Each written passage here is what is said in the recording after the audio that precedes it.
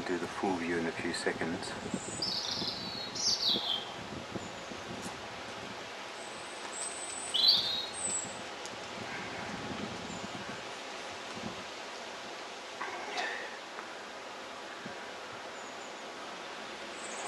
Oh, found something else interesting here before we go back.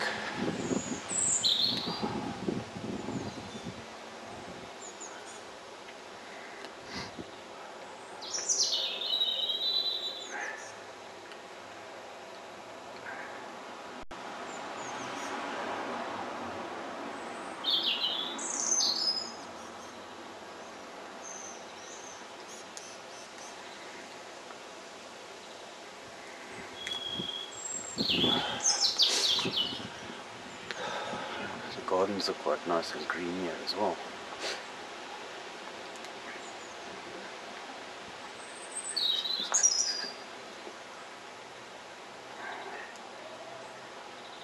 I'll do a view of the gate as well quickly. There's a shot of the same old gate, and there's actually a new one here. I don't know if it's new, but it looks newer.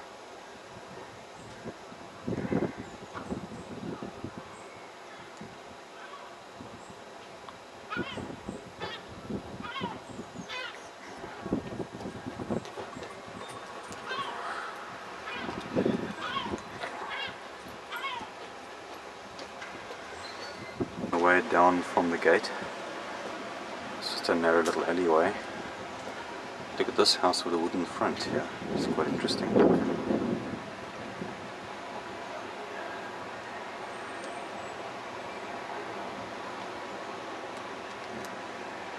And from here it's back down to the main road. I just found this wall by, and everywhere there's little pubs. Look at this.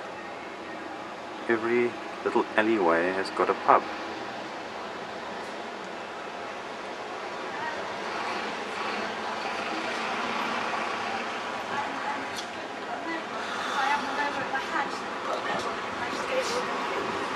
All the roads tomorrow, and then dinner is in the hotel again tomorrow night. So that's our plan of action for tomorrow.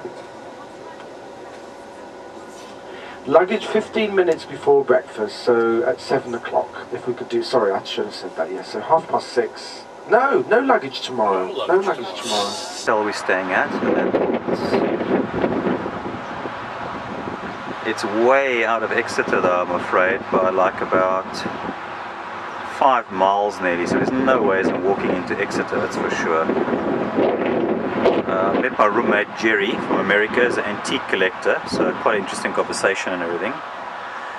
And he's gone to bed already, by the way. It's now 6 o'clock, I think, quarter to 7, sorry. I'm gonna go see if this is the view. I'm gonna go see if I can find the thatched cottages he talked about. It's a bit of a walk up the road.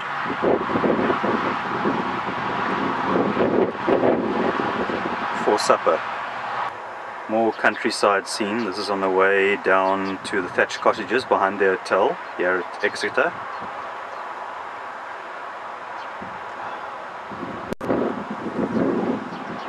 Very, very green fields, and all these little hedges and stuff.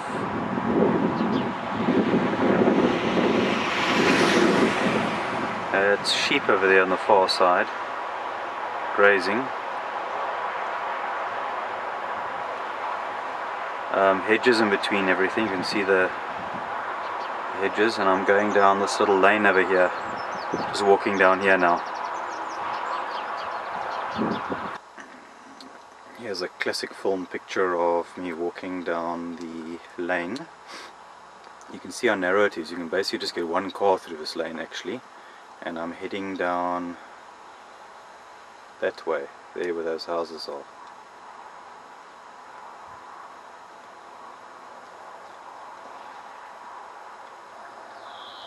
This is the name of the place. It's a tiny little village just outside Exeter.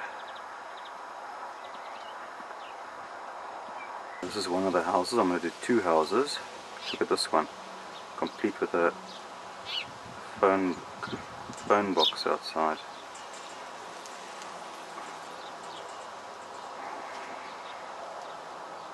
And you see right behind the houses here, just behind here, is a nice green field. I'm going to go back up the hill now, and I'm going to take a picture of the house just there behind the pole when I get a bit closer. This is the other cottage. You can see that's the hill I've got to go back up now.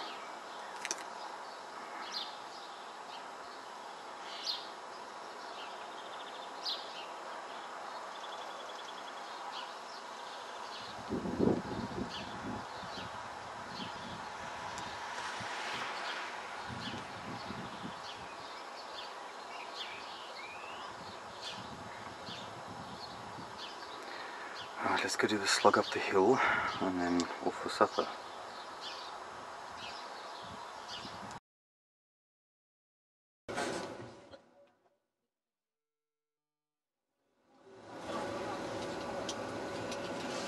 What it's doing here.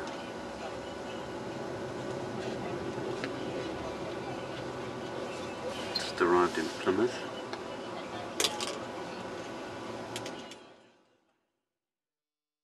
Here, but there is a gin called Plymouth Gin, which was started by monks. Actually, this is the distillery building here. It was lost for many years. Gordon's Gin bought the distillery, and they actually, in that building, they discovered the old recipe for Plymouth Gin. It's a rather sort of spicy tasting gin, but this gives you a flavour of how old Plymouth looked before World War II. As you can see, some lovely old medieval buildings, but this is the only little section of the city left. Everything else is very modern, very wide streets, but as you can see here, very little narrow streets in this part of the city. And in a moment, on our right hand side, we're going to see Island House, and that's the house where the Pilgrim Fathers stayed. It's the grey and white house coming up. It's got a letter I outside. It's a tourist information centre. And it's said that at least some of the Pilgrim Fathers stayed in that particular house. Probably not all 120 of them, but at least a few of them stayed in that house. Many of the others probably staying in other surrounding areas.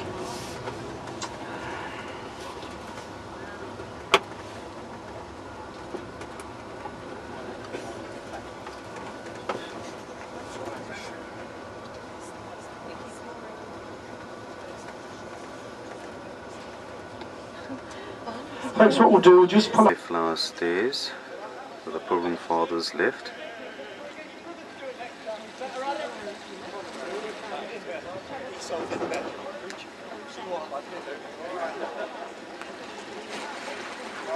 It's Plymouth Harbour. We're not sure if we're going to go on the trip because it seems like, oh, there's the Navy guys going past. Got a marathon on today. The weather's not looking too good.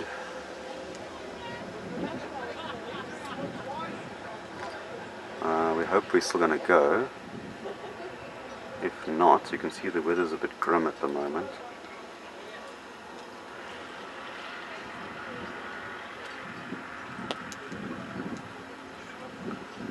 It's pretty overcast and it's drizzling slightly, so I'm not too sure if this is going to happen.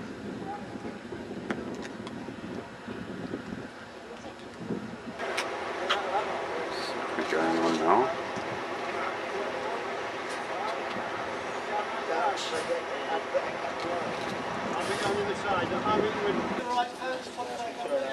This is our boat.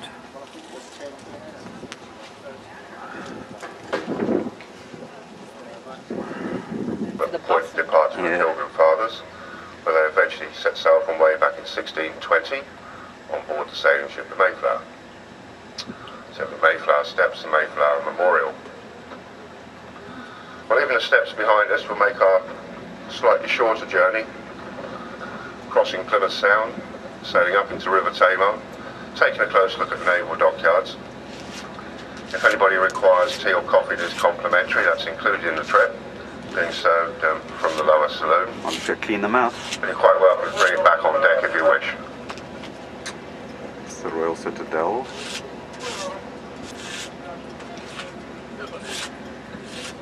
Oh, sorry. Oh no, it's alright.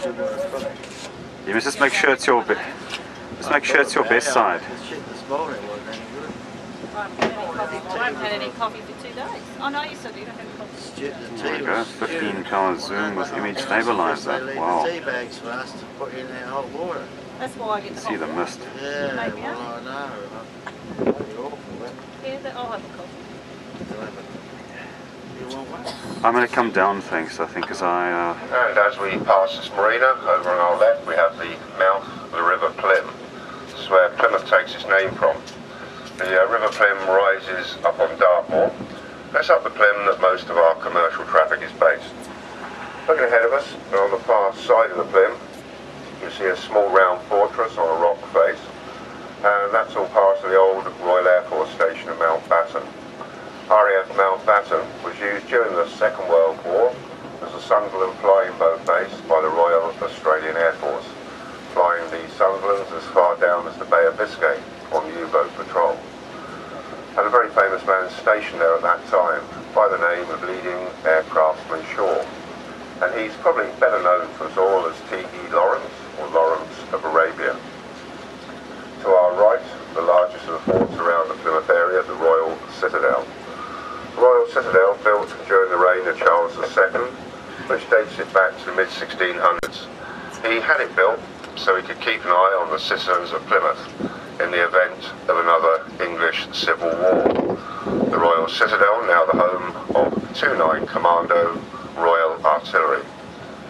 We're now heading out across the waters of Plymouth Sound. Plymouth Sound's approximately 3 miles square, but it's bordered to the left-hand side. You look out across it by the coastline of Devon, Cornwall, shrouded in mist over on Michael's. That was way back in the 11th century, and the monastery stood on there at that time. During the reign of Henry VIII, the monastery disappeared, and the name of the island was changed to St Nicholas. St Nicholas, the patron saint of seafarers and fishermen. It's had many different uses over its years. It's been heavily fortified, up to and including the Second World War, as one of the main defences for the mouth of the River Tamar. Going back to the days of Charles II in the 1600s, it's made use of Prison Island, both as a civil and a military prison, and it had quite a bad reputation. And up until recently, its last recorded use as an adventure island for children. The island was then closed and sold to a local multi-millionaire, who told us that he'll be developing it, but he's held the island now for several years and he's actually done nothing with it. Naval headquarters. Ferry in the world, and the idea was first adopted back in 1834. Ferries these days drag themselves across the river under their own steam on 2 chains. The chains are attached to both sides of the river bank. It's a ferry. Which passes the ferry as a floating bridge. Each of the ferries can carry 50 family-sized cars and the local bus service. They run 7 days a week, 24 hours a day, 365 days of the year. 2 chains go into the ferries, and the chains pass through the body of the ferry, dropping straight back down to the river bed, causing no hazard to the naval shipping in the port. 4-point chain ferry.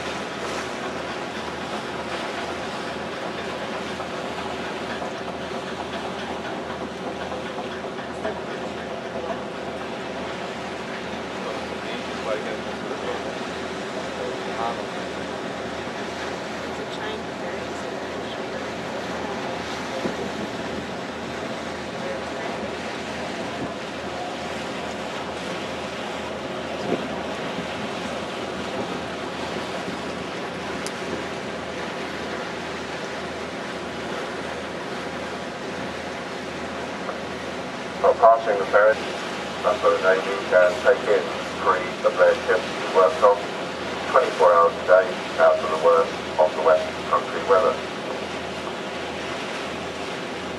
So they work on the frigates, dry docks, covered ones.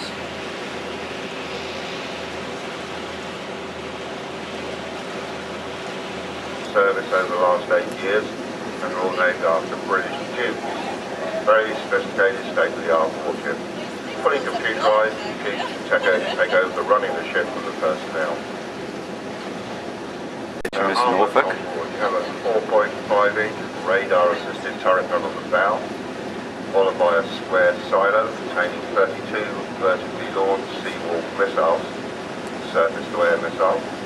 And normally the two empty cradles attached to the bridge powers the harpoon anti-shipping missile.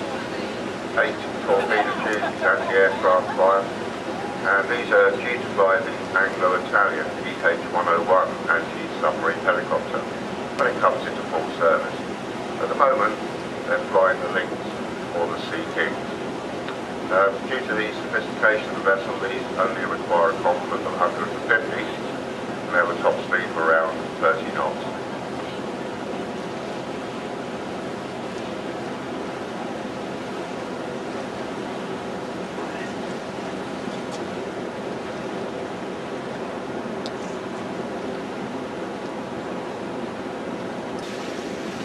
So you have a look at today, the first one, HMS Turbulent, the second one is the Triumph. Nuclear subs. They're nuclear powered but eventually armed, and they fire the Spearfish wire guided homing torpedo. And also capable of firing the subsea launched harpoon anti-shipping missiles. And have also been testing them out recently with the American Tomahawk cruise missiles. Very deceptive. 2/3 of the sub, as you look at it, is underwater. 3 deck levels inside, with a complement of 126 officers and men. When submerged, they can attain speeds of 30 knots plus, which makes them faster underwater than a frigate can travel across the surface, and with a displacement of 4,500 tons, they're heavier than any of the frigates we have in port today. These submarines can circumnavigate the world without surfacing, producing their own air and water, and unlike your car, only needs to be refueled once every 5 years. Stretch of water to our right is a restricted area for us, it's known locally as Frigates Alley. Let's take a look at the top here. One of our brand new naval vessels, L-14, HMS Albion. This is our latest assault ship. They're coming into full service about July at the moment, she's on sea trials.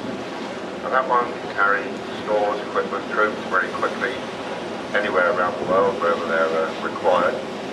And also on board is 4 maintenance facilities for the repair of the helicopters that they fly while they're away. That's HMS Albion, our latest assault ship. Now from there, another of the Jeep class frigates, HMS Sunderland. The housing on the hillside, that's now the naval marine quarters. Before that, that was the Wren's establishment, the Women's Royal Navy, and that has the unfortunate name of HMS Impregnable, which is the name of one of our old wooden men.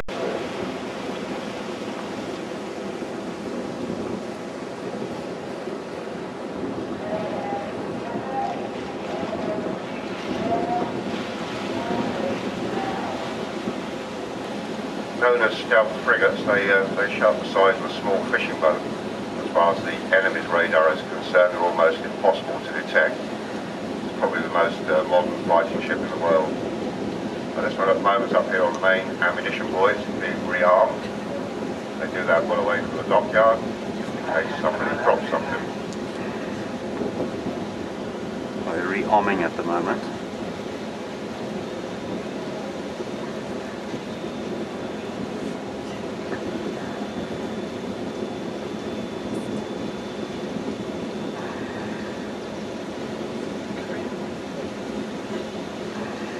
Fisherman just arrived here now, and he rowed in.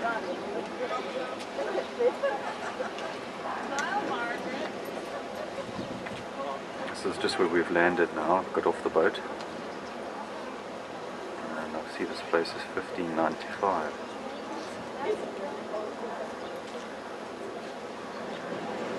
Up. Some good swans here as well. Got to St Ives yet. So you get to eat Jack and Becca as well. Okay. Come this side if you can.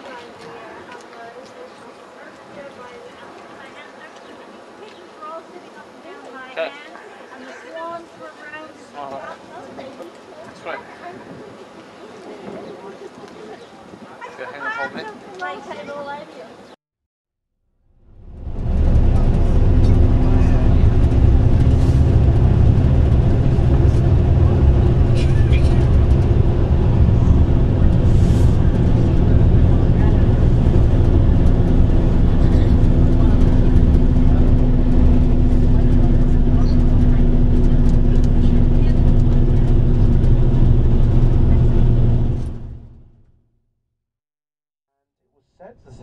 495, the Archangel Gabriel appeared to some fishermen on St Michael's Mount, and after that it became a great place of pilgrimage, and people would come from all over Britain to the island. Later a monastery was established there, and then French Benedictine monks built a monastery there, copying their father house on Mont Saint-Michel. Mont Saint-Michel is much bigger, there's a whole town. Here really nowadays we just have the monastery. Then was closed in the Reformation. It became the property of the St Aubin family, who still own it to this day. And it's really more of a castle than a monastery now. And for a couple of months of the year they do open up to members of the public. There is a causeway, depending whether the tide is in and out, and people can cross on the causeway, but very often if you cross on the causeway you have to take a boat back. But anyway, it's shrouded in mist. It's also a legendary place, that this is one of the places where King Arthur might have had one of his castles. You know, some of the books about King Arthur do associate it with the Arthurian traditions and legends. So what we'll do, there's actually a car park just coming up. I know we haven't had a stop for a while, but we just wanted to do that sort of journey across. There's toilets, there's a little shop as well.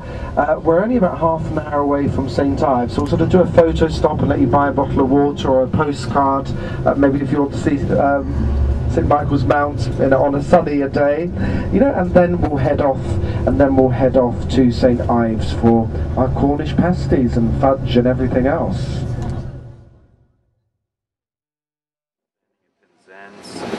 Here's St Michael's Mount. This is the Cornish beach here, the Pebble Beach,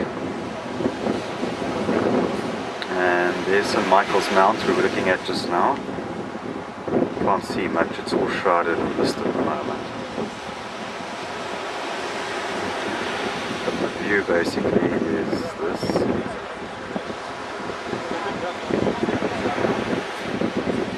The weather is definitely chilly.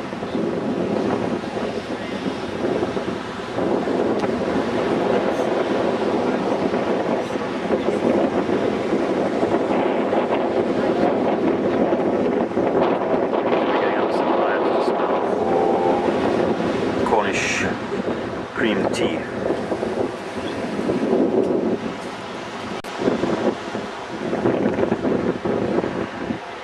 People are looking a bit chilly.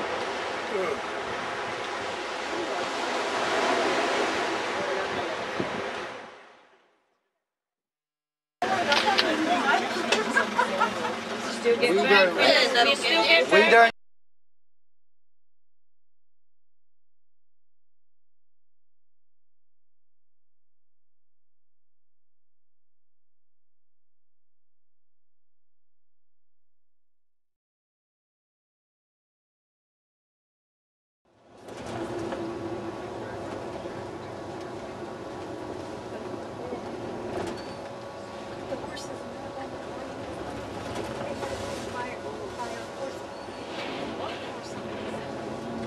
So if you ever come back to Cornwall and you want to explore a bit on your own, you'd get a train down to here, and then there are bus services, rather limited bus services, but there are bus services out to the different towns from here.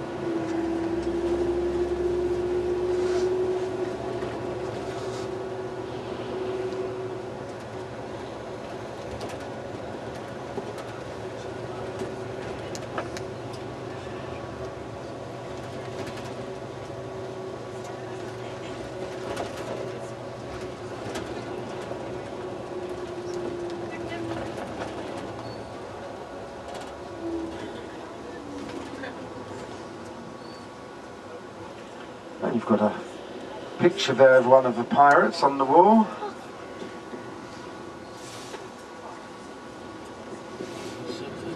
Oh, there he is.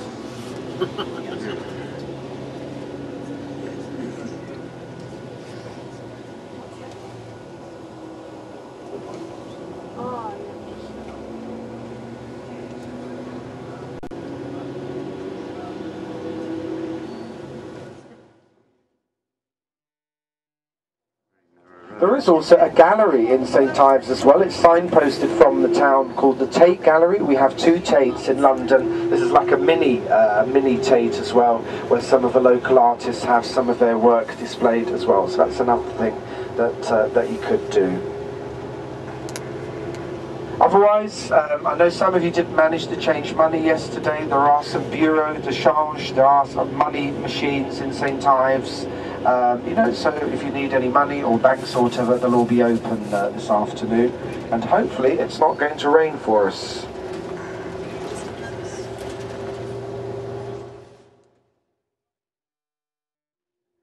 Well, if you didn't get a look at some of the other engine houses, there's one just coming up there on the right-hand side.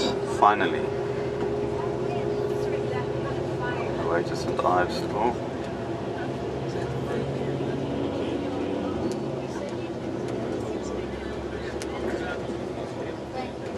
It's the engine rooms for the mines.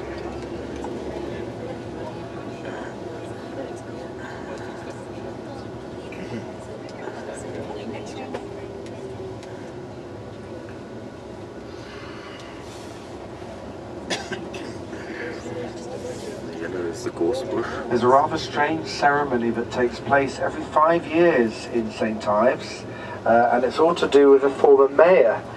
He was, as far as we know, a smuggler and a bit of a pirate as well, so quite a wealthy man, and he built himself a memorial above the town. And it's really just like a column, and he was to be buried there, and he left some money in a trust which still exists to this day.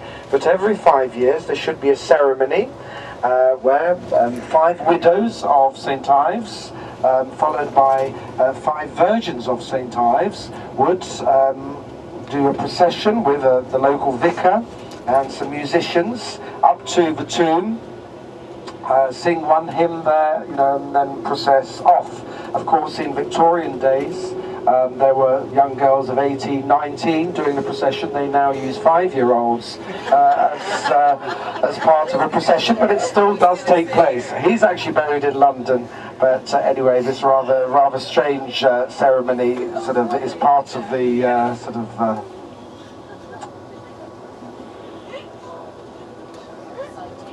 well, he went to live in London eventually, and then he died in London and was buried there. But anyway, there is still money left in the trust in his bank account. All these years. We couldn't get a nice picture from the top of the mountain, so I'm going to have to try a bit later. This in the meantime is what it looks like. It looks like their main road.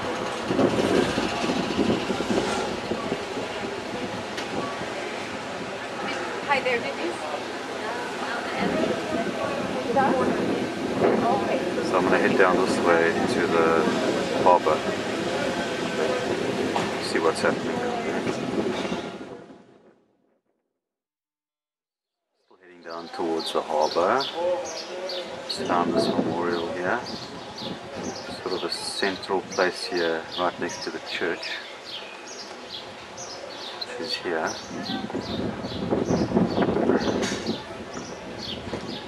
Quite a high tower actually, I see, going up.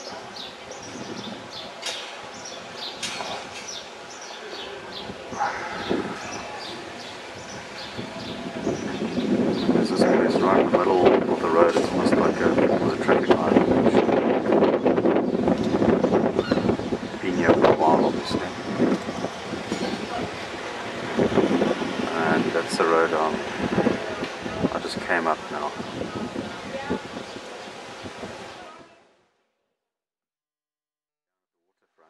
And this is the side of St Ives facing the sea.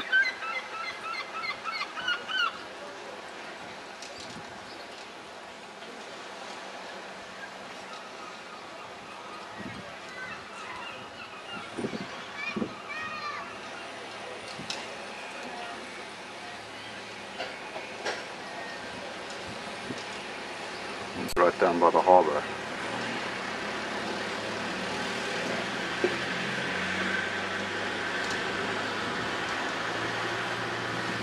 So the tide is out at the moment.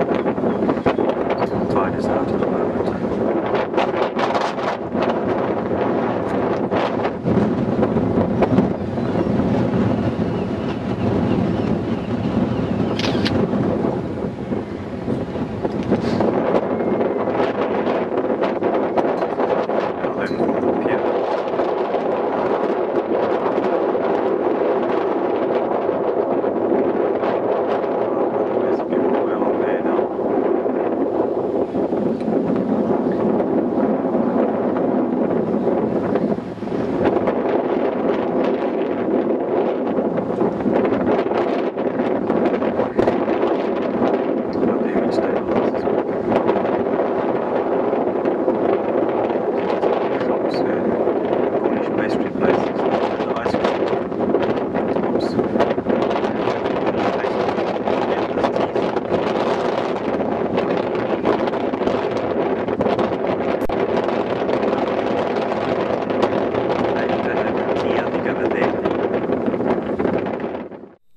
Here's a picture of me having my tea and my Cornish clotted cream scones at the little cafe out at St Ives here on the beach. Basically behind, see through there was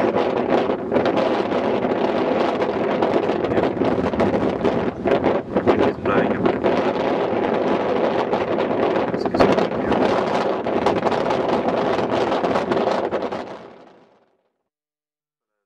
That old lighthouse I showed you, here's the scale the fishermen use to weigh their fish on when they bring the catches in.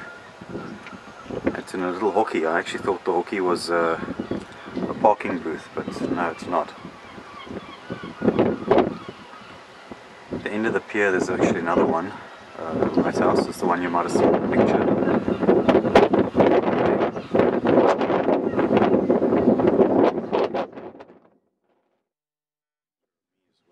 So you can see I was actually here. You can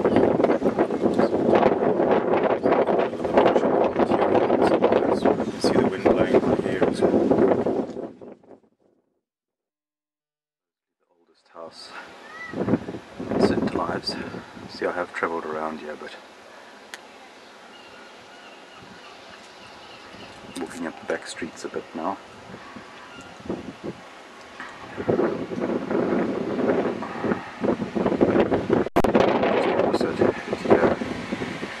Where the barber now is. This house is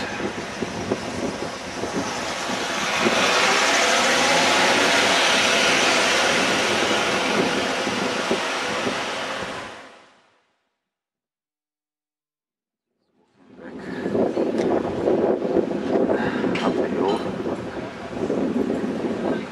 So the street scene. Lots of cars going through here, even though the roads are very narrow.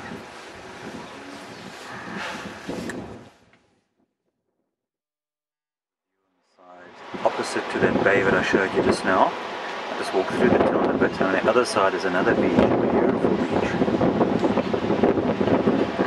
I wonder what it must be like living up there though.